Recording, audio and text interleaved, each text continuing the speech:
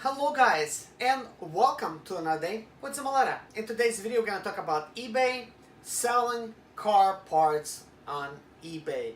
And last video that I made, I wanted to talk about that, but I ended up talking about the strategy behind video games. When I was selling, I've kind of learned from that having a lot of items and a lot of inventory could actually lead to a lot of sales. Obviously, if you list like 30 items, you might sell like 3 or 4. So the more inventory you have, the better your chances will be. And man, did I want to implement this type of idea for the longest time. But life in reality sets in. Plus, I'm a procrastinator, and I think like most people, it is very hard to start something new. Even though you know the strategy behind it, you're always having second thoughts. I don't want to do this because of that. And with me, it's a lot of that.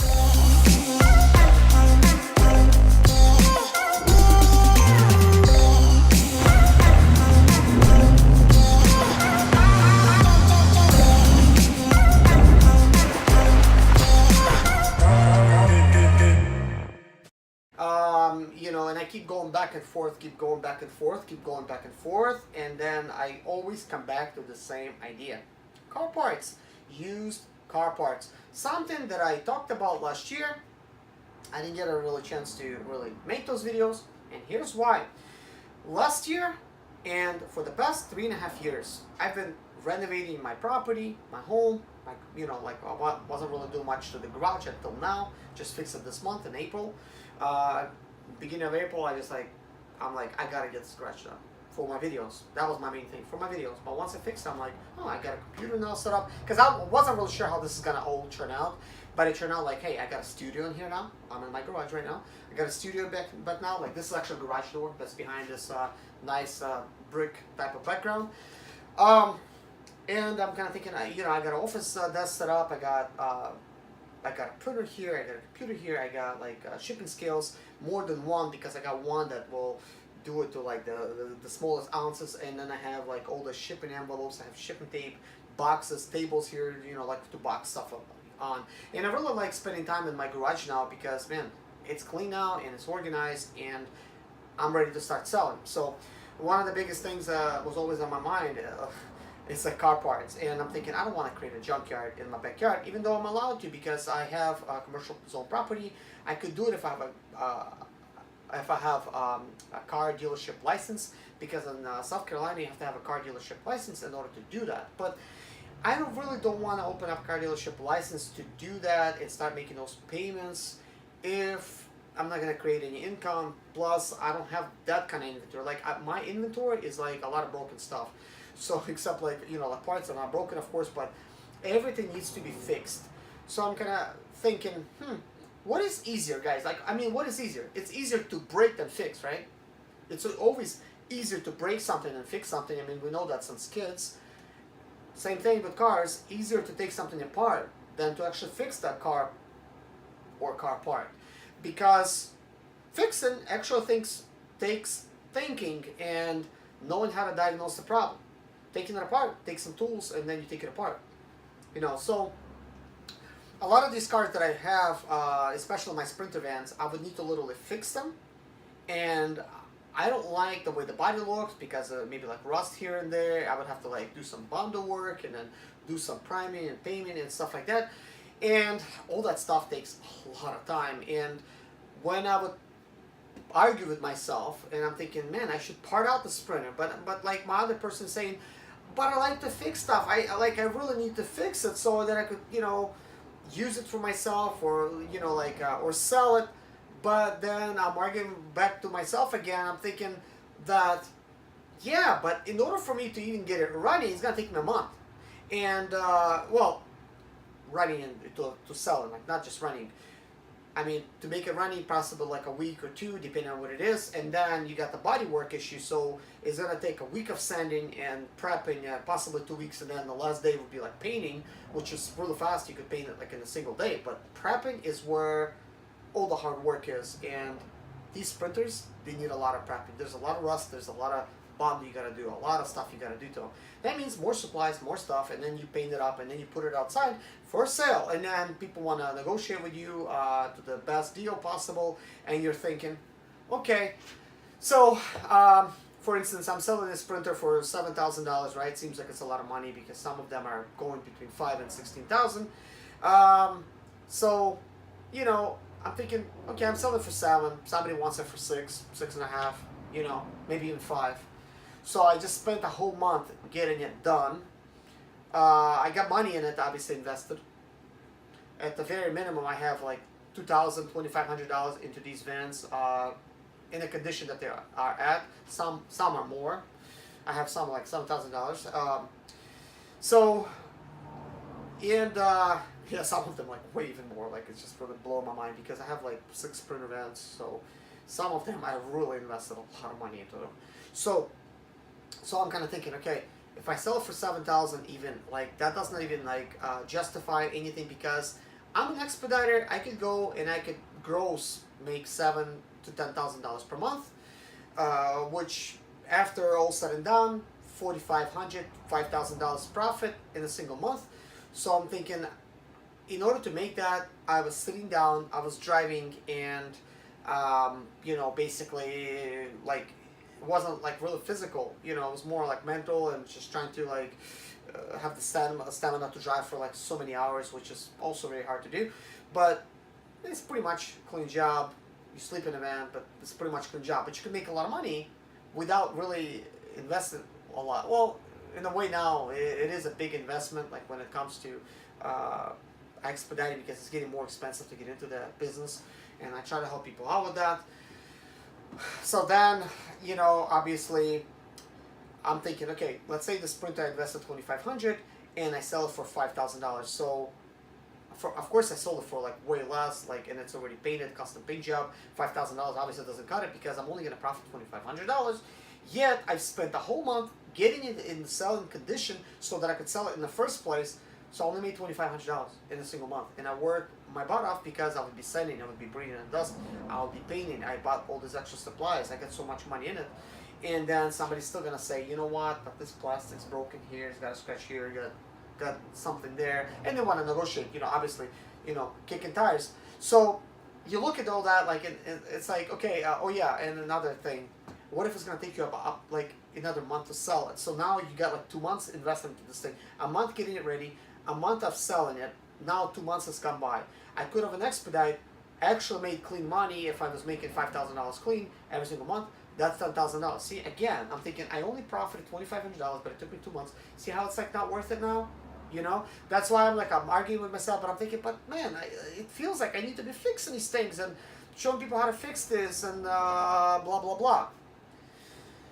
But then I realized, man, if I do fix the printer, that means, I mean, it's like not even worth me selling anymore. Like, what if it's better to rent it out, put a driver on it? And I'm started like looking at all these other things because I'm thinking that like now it is good to go. Like it is drivable. Like you could actually make deliveries on it. I mean, it is good to go. It looks good.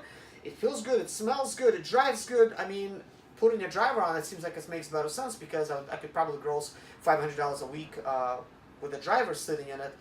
You know, $2,000 to $2,500 a month with having a driver. But then again, another thing comes in: stress of having drivers, because they're gonna be crashing it, they're gonna be breaking it, they're gonna be just leaving it somewhere in the middle of the country, sometimes burning your own sprinter down, which happened to my friend. And that's another dilemma, you see.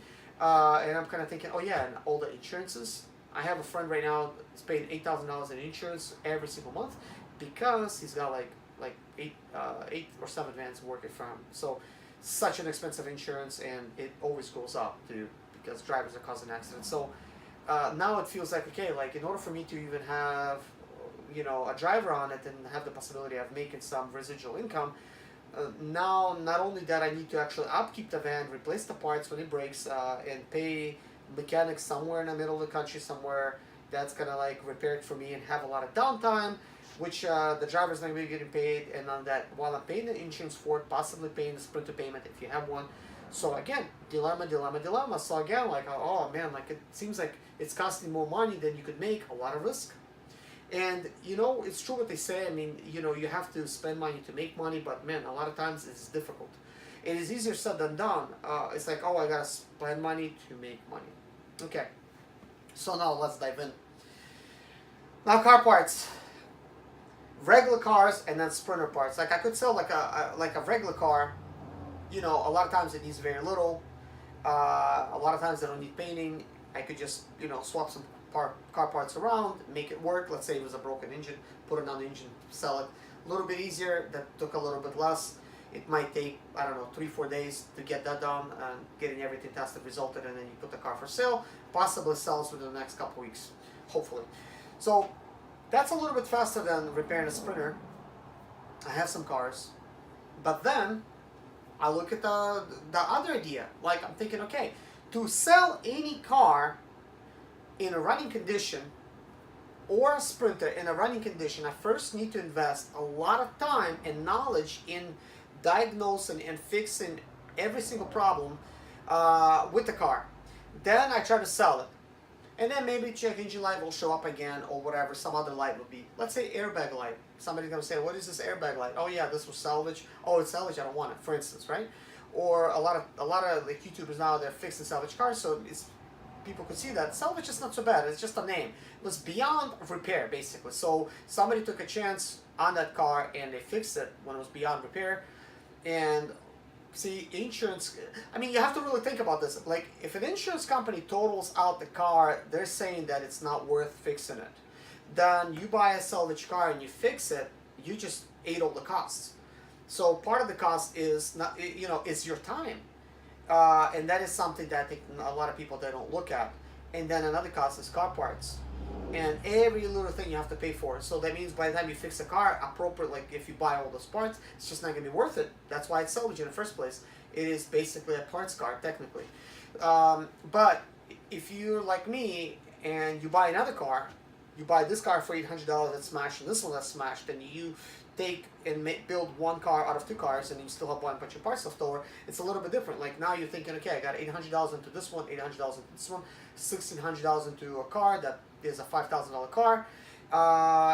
You really didn't have to spend extra money for those parts. And chances are, by the time you sell those parts off that other car, you will be actually making half of that money back for the car, or all of it back, or you get all your money back.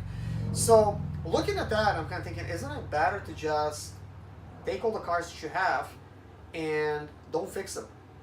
Take the stuff that's actually working with these cars, remove them, take pictures of them, and then list them on eBay. Like, isn't that better route, like, to go? Like, I mean, now you don't have to like be doing anything. You don't have to paint them, you don't have to like fix them, you don't have to do like nothing those parts. You want to make sure they're working correctly, but then again, if they're not, accept refunds, maybe like within a month or whatever, and you know, go from there. So to me, that seems like it's the most logical thing to go. But I think the big dilemma when it comes to this comes in to me with two factors. One of them is you're thinking all the time, you're thinking on a big scale. I think always, guys, on a big scale. That is me. I think in thousands instead of like hundreds, okay? So I'm kind of thinking, whoa, what if 10 items sell? First of all, like, what if nothing sells? Oh, I'm not making any money. I have all this inventory sitting on shelves. This means I have cars also sitting in a lot. And basically, rain is raining into them. What am I going to do with all this, you know, cars sitting there? So it's like a junkyard. So that's a dilemma. Then the next dilemma would be like, hey, like if I sell only, right, 3 parts per day, how much money am I going to make? Oh, what if they're like $30 items, plus shipping, plus this and that? Maybe I'm going to make $60 a day, you know? Okay. So that's like not good. So like how many items do I need to sell in order for me to stay profitable? And you're thinking, well, I need to sell at least, you know, between 5 and 10, right? You know, at least to make somewhat decent profit so you could like pay rent or whatever. But then, what if you sold 100 items per single day? Like now we're talking. But then like, how am I gonna, in my type of situation, package and ship 100 items on time?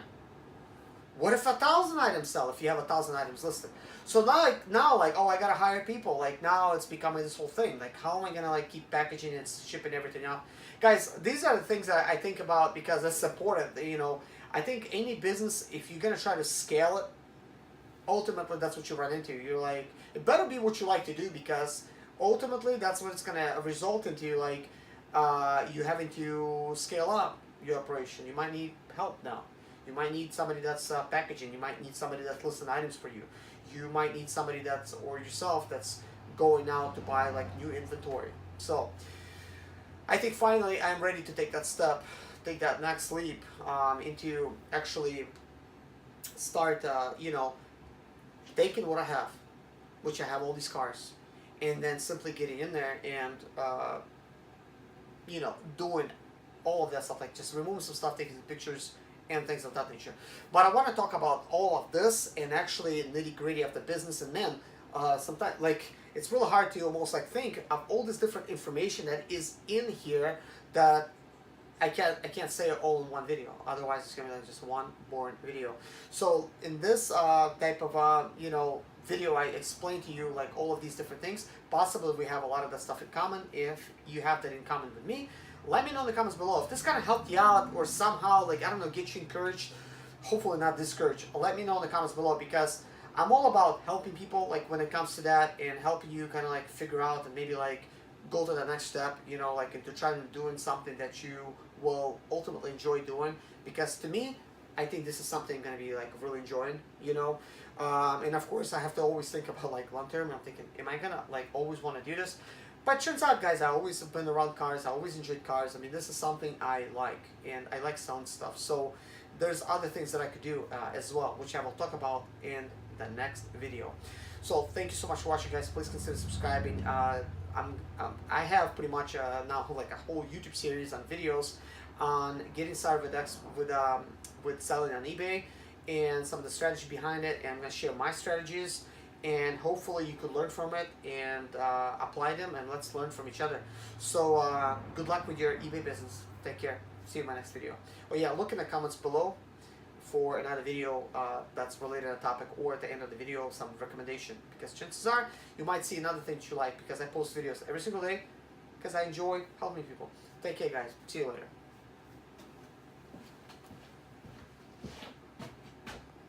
My name is Serge Zimaleta. I'm 37 years old, and yes, I experienced success after buying my first home for cash. Back in 2011, I was broke, but I learned to solve problems on my own. Now, I'm helping others to solve their problems. I know what pitfalls to avoid to stay profitable in business. Need motivation to be more successful in your life? Do you have Sprinter expedite or business problems? Then subscribe. Let's find creative solutions to your problems. Hit the bell notification so you don't miss any of my helpful videos.